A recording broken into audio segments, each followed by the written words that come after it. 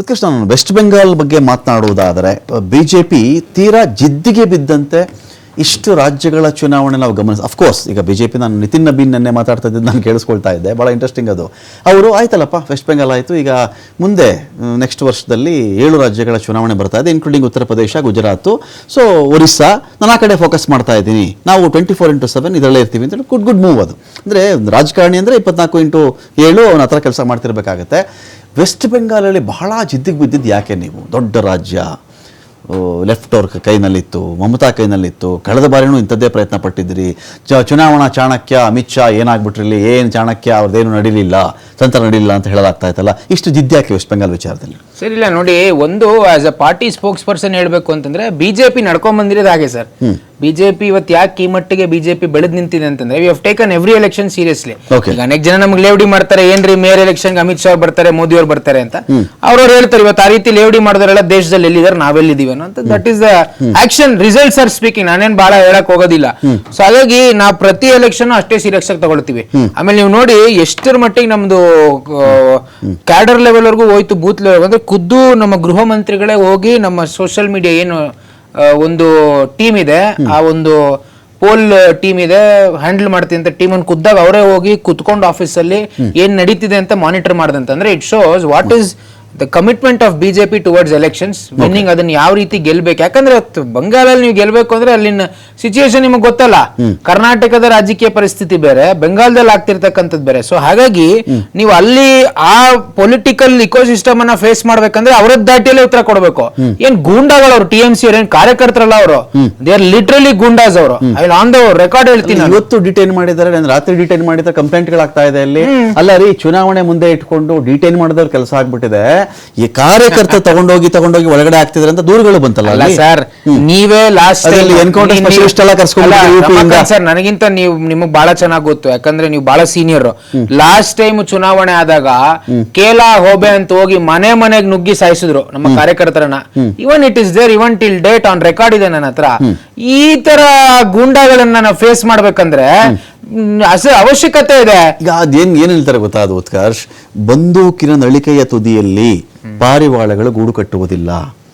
ಶಾಂತಿ ಪಕ್ಷಿ ಇದೆಯಲ್ಲ ಪಾರಿವಾಳ, ನಳಿಕೆ ತುದಿಲಿ ಗೂಡು ಕಟ್ಟಕ್ಕಾಗಲ್ಲ. ಅವ್ರು ಮಾಡಿದ್ರು ನಾವು ಅದೇ ಮಾಡ್ತೀವಿ. CRPF 3 ತಿಂಗಳು ಇಟ್ಬಿಡ್ತೀನಿ, ಮಾಡ್ಬಿಡ್ತೀನಿ, ವೋಟಿಂಗ್ ಭಯಭೀತ ಪ್ರಶ್ನೆ ಅಲ್ಲ. ವೋಟಿಂಗ್ ಚೆನ್ನಾಗಿ ಆಗ್ಬೇಕನ್ನೋಂತ ಉದ್ದೇಶ ಇಟ್ಕೊಂಡು ನಾವು ಸೆಂಟ್ರಲ್ ಫೋರ್ಸ್ ಡಿಪ್ಲಾಯ್ ಮಾಡಿರೋದು. ಹಾಗಾದ್ರೆ ಇವತ್ತಲ್ಲೊಬ್ಬ ಆ ಸ್ಟೇಟ್ ನ ಪೊಲೀಸ್ ಆಫೀಸರ್ ಯಾವ ಆಧಾರದ ಮೇಲೆ ಹೇಳ್ತಾನೆ TMC ವೋಟ್ ಹಾಕಿ ಅಂತ? ಓಕೆ, ಇಸ್ ಈ ಕಾನ್ಸ್ಟಿಟ್ಯೂಷನಲಿ ಫೀಸಬಲ್? ಅದು ಅವ್ನು ಹೇಳಕ್ಕಾಗತ್ತಾ? ಇವ್ರನ್ನ ಅಟ್ಟಿಸ್ಕೊ ಬರಕ್ ಶುರು ಮಾಡಿದ್ರಲ್ರಿ. ಸುವೇಂದು ಮೇಲೂ ಕೂಡ ದಾಳಿ ಆಗೋ ಪ್ರಯತ್ನಗಳಾಯ್ತು. ಬೂತ್ ಒಳಗಡೆ ಹಾಕಪ್ಪ ಬರ್ತಾ ಇದ್ದೀನಿ ಕೆಲಸ ನೋಡಿ, ಅದನ್ನ ಹೇಳ್ತಿರೋಂಥದ್ದು. ಯಾರನ್ನೂ ಬಿಡ್ತಾ ಇಲ್ಲ TMC ಗುಂಡಾಗಳು. ಸುವೇಂದು ಅಧಿಕಾರಿ ಮೇಲೆ ಅವ್ರು ಹೋಗಿ ವಿರೋಧ ಮಾಡ್ತಾರೆ, ಕಲ್ಲೊಡೆಯಕ್ ಹೋಗ್ತಾರೆ, ಅಟ್ಯಾಕ್ ಮಾಡ್ತಾರೆ ಅಂತಂದ್ರೆ ಅಪೋಸಿಷನ್ ಪಾರ್ಟಿ ಲೀಡರ್ಗೆ ಇವ್ರ ಮನಸ್ಥಿತಿ ಹೇಗಿದೆ. ಮತ್ತೆ ಮಮತಾ ಬ್ಯಾನರ್ಜಿ ಮತ್ತೆ ಅಭಿಷೇಕ್ ಬ್ಯಾನರ್ಜಿ ವಿಶೇಷವಾಗಿ ನನಗೆ ಗೊತ್ತು, he is the main head. ಅದಕ್ಕೆಲ್ಲ ಅವರ ಏನು ಪ್ರೆಸಿಡೆಂಟ್ ಏನಿದೆ ಅಭಿಷೇಕ್ ಬ್ಯಾನರ್ಜಿ ಅವ್ರ ರಿಲೇಟಿವ್, ಅವರು ಇವೆಲ್ಲ ಕಲ್ಪ್ರಿಟ್ಸ್. ಅದರಲ್ಲಿ ಯಾವೆಲ್ಲ ಮಟ್ಟಿಗೆ ಐಪ್ಯಾಕ್ ಸಂಸ್ಥೆ ಮೇಲೆ ನಾವು ರೇಡ್ ಮಾಡ್ತೀವಿ ಅಂದಾಗ ಯಾಕೆ ನೀವು ಬಿಡ್ಲಿಲ್ಲ? ಮಮತಾ ಬ್ಯಾನರ್ಜಿ ಖುದ್ದು ಹೋಗಿ ನೀವು ಎಲ್ಲ ಸಿಸ್ಟಮ್ ಗಳನ್ನ ಲಾಕ್ ಮಾಡಿದ್ರಲ್ಲ. ಪ್ರಶಾಂತ್ ಕಿಶೋರ್ ಹೆಲ್ಪ್ ಅಲ್ಲ, ಪ್ರಶಾಂತ್ ಕಿಶೋರ್ ಹೆಲ್ಪ್ ನೀವು ತಗೋತಾ ಇದ್ದ, ಪ್ರಶಾಂತ್ ಕಿಶೋರ್ ಆಫೀಸ್ ಮೇಲೆ ನೀವು ದಾಳಿ ಮಾಡ್ಬಿಟ್ಟಿದ್ರೆ ಬಿಟ್ಬಿಡ್ತಾ ಇದ್ರಿ ನೀವು ಅವಾಗ. ಕಳ್ಳ ಅಂದ್ರೆ ಎಗಲ್ ಮುಟ್ಕೊಂಡು ನೋಡ್ಕೊಳೋದು ಯಾಕೆ ಮಮತಾ ಬ್ಯಾನರ್ಜಿ ಅವರು? ನೀವೇನು ಭ್ರಷ್ಟಾಚಾರ ಮಾಡಿ ದಾಳಿ ಮಾಡಿಸ್ತಿಲ್ಲ ಹಿಂದೆ? ಖಂಡಿತವಾಗ್ಲೂ ಮಾಡಿಸ್ತೀವಿ. ಅಭಿಷೇಕ್ ಬ್ಯಾನರ್ಜಿ ಮಾಡಿರುವಂತ ಭ್ರಷ್ಟಾಚಾರ ಕಣ್ಣು ಮುಂದೆ ಇದೆಯಲ್ಲ. ಪಾರ್ಟಿ ತಗೊಂಡ್ರಿ, ಅಭಿಷೇಕ್ ಮೇಲೆ ದಾಳಿ ಮಾಡಿಸ್ತೀವಿ ಅಂತೀರಿ, ಮಮತಾ ಬ್ಯಾನರ್ಜಿನೂ ಬಿಡಲ್ಲ ಅಂತೀರಿ. ಐಪ್ಯಾಕ್ ಅವ್ರದ್ದು ಚುನಾವಣಾ ರಣತಂತ್ರಗಳು ಬೇಕು ಅಂತ ಆ ಸಂಸ್ಥೆ ಇದ್ರೆ ಅಲ್ಲೂ ದಾಖಲೆ ಎತ್ಕೊಂಡ್ಬಿಡೋಣ ಅಂತ ಪ್ರಯತ್ನ ಪಡ್ತೀರಿ. ಇದು ಹೇಗಿದು? ನೀವು ಮಾಡಿದಾಗ ಸ್ವಾಭಾವಿಕವಾಗಿ IT ಅವರಾಗಿರ್ಬೋದು, ED ಅವ್ರ ಬಗ್ಗೆ ಕುತ್ಕೋತಾರ್ರಿ. ನಿಮ್ಮ ಮನೆ ಮೇಲೆ ಸಂಬಂಧ ಅಲ್ಲ.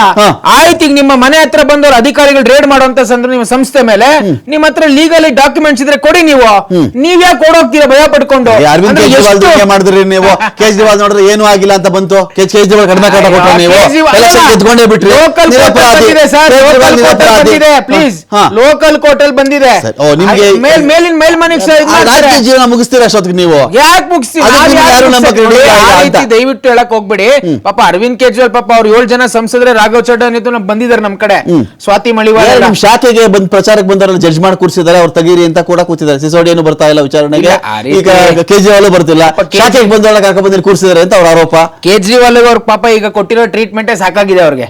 ಅವ್ರ ಪಾರ್ಟಿಯವ್ರು ಕೊಟ್ಟಿರೋ ಟ್ರೀಟ್ಮೆಂಟ್ ತಡ್ಕೊಳಕ್ ಆಗ್ತಾ ಇಲ್ಲ ಕೇಜ್ರಿವಾಲ್ ಅವರು ಹೈಜಾಕ್ ಮಾಡಿದ್ರಲ್ಲ, ನೀವು ಹೈಜಾಕ್ ಅವರೇ ಬಂದ್ರಲ್ಲ ಪಾರ್ಟಿಗೆ. ನಾವೇ ಬರೋದೇನು ರಾಘವ್ ಚಡ್ಡ ಗುಣಗಾನ ಮಾಡಿದ್ರಲ್ಲ. ಚಡ್ಡ ಯಾವ್ದೋ ವರ್ಷಗಳಿಂದನೇ ಬಿಜೆಪಿ ಸೇರ್ಕೊಂಡ್ಬಿಟ್ಟಿದ್ದ, ಅಫಿಷಿಯಲ್ ಆಗಿ ಸೇರಿದ್ ಇವತ್ತು ಅಂತ ಹೇಳ್ತಾರಪ್ಪ. ಅವ್ರು ಹೇಳ್ತಾರೆ ಪಾಪ ರಾಘವ್ ಚಡ್ಡ ಬಹಳ ಗುಣಗಾನ ಮಾಡಿದ್ರಲ್ಲ, ನಿಮ್ಮ ನಡವಳಿಕೆ, ನಿಮ್ಮ ರಾಜಕೀಯ ದುರಾಡಳಿತ, ಇದೆಲ್ಲವೂ ನೋಡಿ ನಾವು ಬಿಜೆಪಿ ಸೇರ್ತಾ ಇದೀವಿ ಅಂತ 7 ಜನ ಹರ್ಭಜನ್ ಸಿಂಗ್ ಬಿಜೆಪಿ ಬಗ್ಗೆ ಮಾಡಿದ ಗುಣಗಾನ ಹೇಳ ನಾನು ರಾಘವ್ ಚಡ್ಡ ಗೊತ್ತಿದೆ.